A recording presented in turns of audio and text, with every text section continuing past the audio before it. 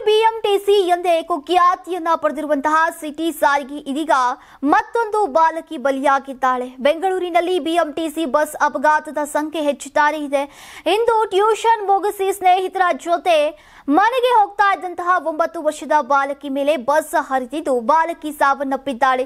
ರಾಜಾಜಿನಗರದ first ಬ್ಲಾಕ್ನಲ್ಲಿ ಈ ಅಪಘಾತ ಸಂಭವಿಸಿದೆ. ಮಧ್ಯಾಹ್ನ 1 ಗಂಟೆ ಸುಮಾರಿಗೆ ಬಾಲಕಿ ಭುವನ ಟ್ಯೂಷನ್ ಅನ್ನ ಮುಗಿಸಿ ಸ್ನೇಹಿತರ ಜೊತೆ ನಡೆದುಕೊಂಡು ಬರ್ತಾ ಇದ್ಲು.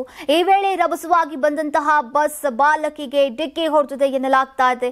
ಬಿಎಂಟಿಸಿ ಬಸ್ ಹರಿದಂತಹ ಪರಿಣಾಮ 9 ವರ್ಷದ ಬಾಲಕಿ ಸ್ಥಳದಲ್ಲಿ ಸಾವನ್ನಪ್ಪಿದ್ದಾಳೆ ಅಂತ ತಿಳಿದು ಬಂದಿದೆ. ಅಪಘಾತದಲ್ಲಿ ಸ್ನೇಹಿತೆ ಸಾವನ್ನಪ್ಪಿದ್ದನ್ನ ಕಣ್ಣಾರೆ ಕಂಡು ಸ್ನೇಹಿತೆಯರು ಶಾಕ್ ಆಗಿ ಕಣ್ಣೀರನ್ನ ಹಾಕ್ತಿದ್ದಾರೆ. ಸ್ಥಳಕ್ಕೆ ರಾಜಾಜಿನಗರದ ಸಂಚಾರಿ ಪೊಲೀಸರು ಭೇಟಿ ನೀಡಿ ಪರಿಶೀಲನೆಯನ್ನ ನಡೆಸಿದ್ದಾರೆ. ಭುವನ ಮೃತ ದುರ್ದೈವಿಯಾಗಿದ್ದು ರಾಜಾಜಿನಗರ ಪಾಂಚಜನ್ಯ ವಿದ್ಯಾಪೀಠ ಶಾಲೆಯಲ್ಲಿ ವ್ಯಾಸಂಗವನ್ನ ಮಾಡ್ತಾ ಇದ್ಲು ಎನ್ನಲಾಗ್ತಿದೆ. ಇನ್ನು ಈಕೆಯ ಪೋಷಕರು ಬೆಂಗಳೂರಿನಲ್ಲಿ ಜೋಳ ಮಾರಿಕೊಂಡು ಜೀವನವನ್ನ ಸಾಗಿಸ್ತಿದ್ರು ಎನ್ನಲಾಗ್ತಾ ಇದೆ. ಮಹಾಲಕ್ಷ್ಮಿ ಲೇಔಟ್ ಬೋವಿಪಾಳ್ಯದಲ್ಲಿ ವಾಸಿಸ್ತಾ ಇದ್ರು. ಸದ್ಯ ಎಂಎಸ್ ರಾಮಯ್ಯ ಆಸ್ಪತ್ರೆ ಶವಾಗಾರಕ್ಕೆ ಮೃತದೇಹವನ್ನು ರವಾನೆ ಮಾಡಲಾಗಿದೆ. ತುಂಬಾ ದಪ್ಪ ಇದ್ದೀರಾ, ಅದರಲ್ಲೂ ಯಾವುದೇ ಸೈಡ್ ಎಫೆಕ್ಟ್ ಇಂದ ಸಣ್ಣ ಆಗ್ಬೇಕಾ?